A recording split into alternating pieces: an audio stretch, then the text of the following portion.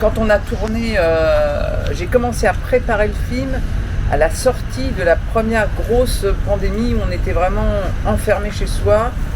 Et on a eu des interdictions de tous les hôpitaux de France de tourner dans les hôpitaux et de tourner même dans les hôpitaux désaffectés. Personne ne voulait qu'on tourne dans les hôpitaux désaffectés. Donc on a trouvé une entreprise qui avait fermé ses portes, les locaux de Airbus. Et dans le parking, on a recréé complètement la partie des urgences de l'hôpital, à très très proche de l'hôpital où je suis tombée, l'hôpital de la Rivoisière. Et même au départ, quand on avait donc construit une partie refabriquer, il fallait aller chercher du matériel.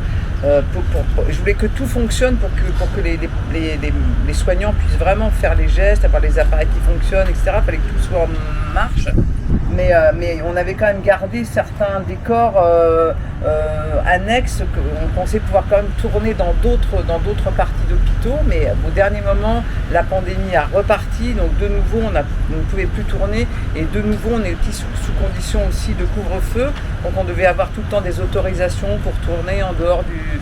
Et quand on a tourné à l'extérieur, la seule scène où on a tourné à l'extérieur, c'était de nouveau plein confinement et il n'y avait personne dans les rues et donc ça devait être des rues avec plein de monde, donc on a été obligé de ramener de la figuration. Donc le film a coûté beaucoup plus cher à la production qu'au départ, quoi.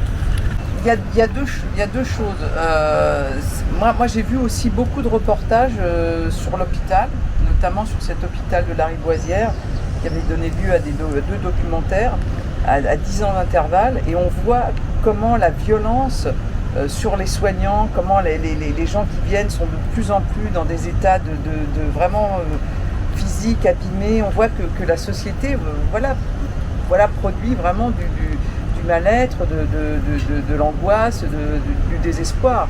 Donc ça c'est déjà aussi un point très important.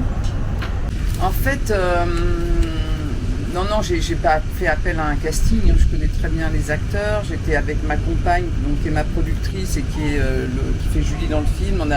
On a discuté ensemble des gens qui pourraient comme ça nous représenter, même en étant différents, mais qui pourraient jouer certaines composantes de ces personnages. Et Valéria s'est imposée tout de suite, c'est-à-dire que j'ai demandé qu'à elle, j'ai pas cherché d'autres actrices. Mais j'avais un petit différent avec Valéria. Parce que en fait, je lui avais proposé La Nouvelle Ève, un film que j'ai fait en 1996. Et on avait commencé à travailler ensemble et elle était partie du film et je lui en voulais beaucoup. Et c'était encore pas résolu ce problème. Donc on s'est parlé, on a dit on y va.